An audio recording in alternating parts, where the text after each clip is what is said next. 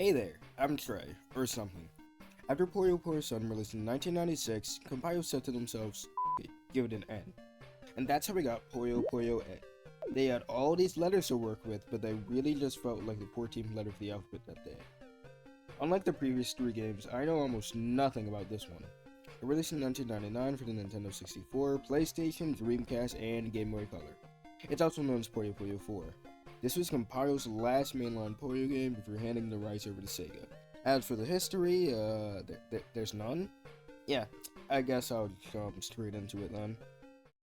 Starting the game, we have a cutscene. Oh yeah, by the way, I'm playing on a PlayStation 1 version. Cena is looking through a library when he finds a mysterious box. He clumsily drops it, causing it to... what? Whatever. We see Aro and Carbuncle going about life, and then they stumble across horses. The horses catch Aro's attention as it has a few familiar faces with him. Not long after, a jester appears behind Aro, only to disappear seconds later, leaving the pair confused. After traversing a hill, they stumble across a circus. Welcome to Puyo Puyo N! Before we get to the prologue, the menu oozes with style. It feels very similar to what Sun did, although it looks like a big departure from what it did as well. Not to mention that this music, it feels like it could be a Nintendo shop theme. Listen.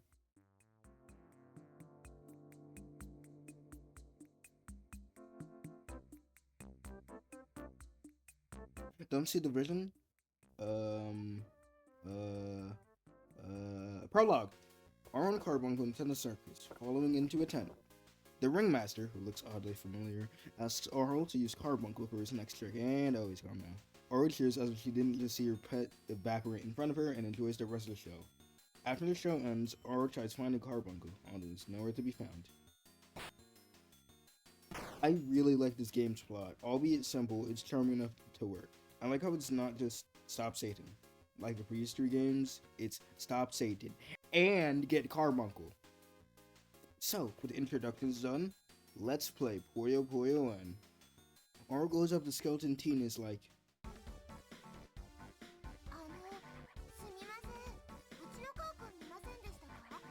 and Skeleton T is like,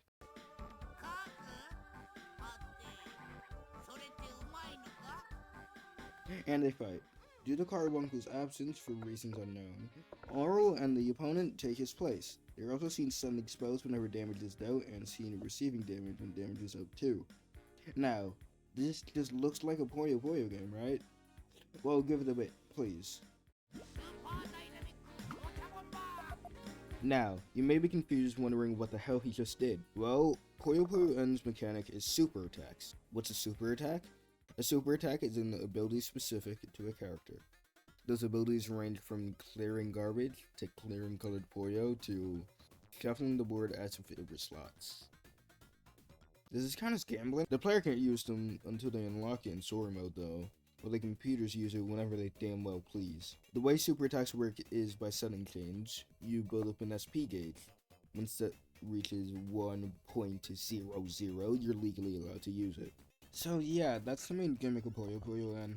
I really enjoy super attacks as a mechanic. It keeps the game interesting, and it's fun to see each character's ability. After defeating Skeleton T, Aro falls in a pitfall. Oh no, what did it mean? Could this be the end for Aro Nacha? Never mind, it was just some dumb kid. This is Archan, an archer who likes to play tricks on people. I'm really starting to think that the Puyo developers really like making young characters who cause mischief. It happened in Sun with the Iguana Kid, who I don't care to get the name of, and now it happens in N with Archan. This fight would be a good time to... My email, shut up. This fight would be a good time to go over the controls of the game. I've got a lot to say, so get ready. This game controls like a Puyo Puyo game. Yeah. I feel like it's very hard to follow Puyo Puyo's controls. You have 3 directions, and one of those is making the piece go faster. Anyways, I've rambled enough about the controls. The Archan fight went well, I won. And up next is Kikimura from Puyo Puyo Sun. Nice. This fight also brings a 4-colored rule back, as the previous 2 fights only played with 3. While I'm here, I might as well bring up the art of this game. Like every other Puyo game before this one, it's very colorful, which isn't surprising, but I'd also like to bring up how different the art direction for this game is compared to the previous games. The previous games had a more cutesy art style, which worked for the simple plot line of, "Stop the evil man!" But now since the plot is more serious, we have this more detailed darker side, which I really enjoyed. I also like the battle spreads, which occupy the middle of the screen. They look like they could be ripped out of a Puyo fighting game. I don't know why that occurred to me when finding Kikimura, but here we are. After defeating Kikimura, she transfers Aro to the hot, scorching depths of the volcano. No wonder Panati's here then. Real talk for a minute. After making and releasing a few of these Puyo or something videos, it's hard to find new stuff to comment on. You could only talk about, damn it, I lost! Well, that's what I get. I lost Panati. Worse fate than death. In the volcano stage, the garbage Puyo drops slower, with them dropping 1 row at a time instead of the 5 rows that drop normally. While I like this mechanic, it feels like rounds last so much longer than they normally do. Since I am morbidly a beast at this game, I beat Panati on my second attempt. From a character that I don't like to a character that I do like, Draco Centauros. Draco's design in this game is amazing and I love it. It's so cool. The hair, the horns, the baggy pants, the wristbands. It's insane that this design was never used again.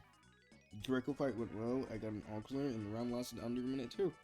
After defeating Draco, she joins your party, and you know what that means? I don't know, do you? I'm about to tell you, so like, you can now use Draco's super attack. Next area.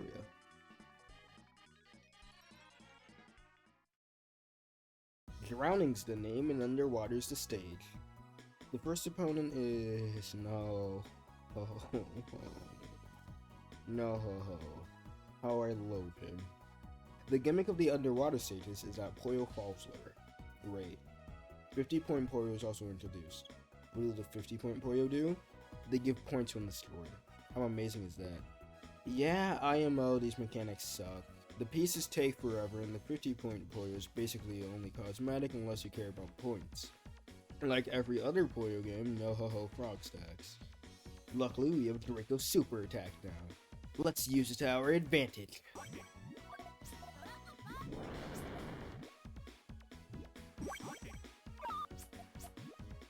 That was pitiful! The no-ho-ho fight went surprisingly well for being a no-ho-ho fight. After defeating no-ho-ho, Cirili is next. Her fight went... As I was saying before my pride got damaged, Cirili's fight went well. I won my first attempt. Anyone who says I lost during the first attempt due to misdropping is wrong and stupid and dumb. Next area. Oh yeah, and also Cirili joins your party. What's the most logical area to go after underwater? Floating, of course. They could have called it Cloud, just saying. Anyways, the gimmick of the floating stages is a score multiplier. Why did I even bring it up? This is useless. The first opponent is Sukatadara. Whoa. Now that we have multiple characters, we can switch between the super attacks at the beginning of each round. I lost my first attempt because of a super attack. Fun. Next attempt though?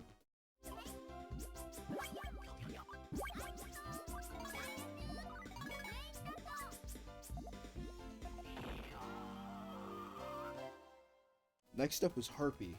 It lasted about 2 minutes, and in that time I not only won, but also thought, this is too easy, there's gotta be something difficult coming up soon. But I continued on. Witch was the next opponent. Although it's a little jarring, I like Witch's green outfit in this game compared to the blue that she has in most other games. It definitely suits this game's darker tone more. Anyways, won on my first attempt, and that concludes the floating stages. Witch joins your party, and off we go to the ruin stages.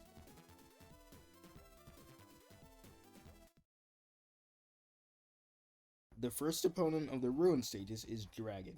That's the name, I didn't make that up. For this battle, I chose Cirili's super attack, and how did that go?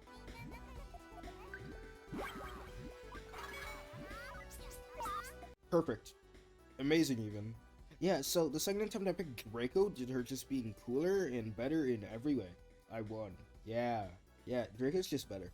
Remember when I said, this is too easy? There's gotta be something difficult coming up soon? Yeah, this is the something difficult coming up soon. This is Churro. That's not the actual name. Churro is one of the most annoying opponents I've ever had to fight in any Puyo game. You will not believe how much footage I have of losing and losing and losing. Of course, after what felt like hours of trying, I had some words to say.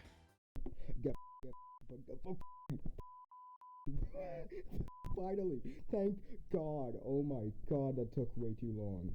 Oh my God. Jesus Christ. Okay, now I have to complete the rest of this game.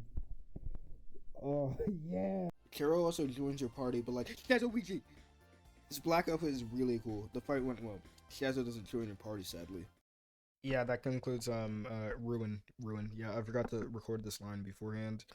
Forgot to bring it up, so I'm saying it now. Welcome to the outside circus stage. I didn't mess up, I meant to say stage, not stages.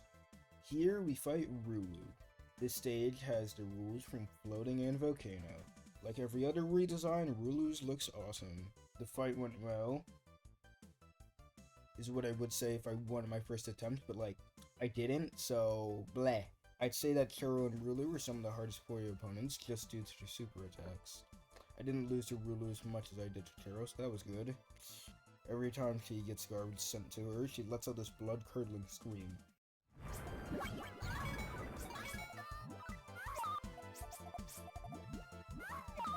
It's like playing Smash Bros, but every time you hit your opponent, they scream as if their childhood pet just got shot. After defeating Rulu, we go into the next area. That means we go into the next area. Welcome to another dimension, number 1. Our opponent is the best character of all time, Satan. This fight has a really fun gimmick. It's played with 5 colors, you can't use super attacks, and the board wraps around horizontally. What does that mean? Well, say you have 2 purples on the far right of the board and you place 2 purples on the far left of the board. Those Puyo would break. It's a fun mechanic and I feel like it could be brought back in a future game in some way. After defeating Satan, an even with serious voices heard. Who is it? Oh my god, the Jester from the intro. No way!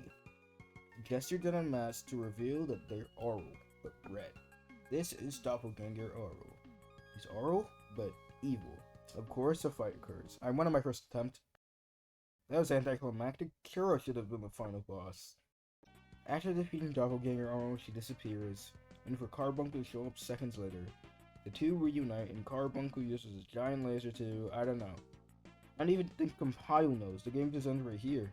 The credits roll, and conclusion. This is the conclusion. I did this joke in my last video, but conclusion. Oh, Puyo Puyo N. To be honest, before this video, this was the Puyo game I knew the least about. I hadn't given it a chance like the previous 3 games, but I still ended up loving it. The music, the art, the story, the cutscenes. This game will certainly be one I go back to a bunch. So, after Puyo Puyo N, what was next? Well, after this game, in 1999, Compile released Puyo Puyo Da, a spin-off rhythm game which came out for the Dreamcast and arcade. In 2000, Compile released Puyo Puyo Box for the PlayStation. It was a collection of Puyo Puyo 1, 2, Quest, and Rally mode. After Puyo Puyo Box, Compile handed the rights over to Sega. What did Sega do with the series rights? Find out next time on don't have a closing statement for this one. Can we just roll the outro? Yeah!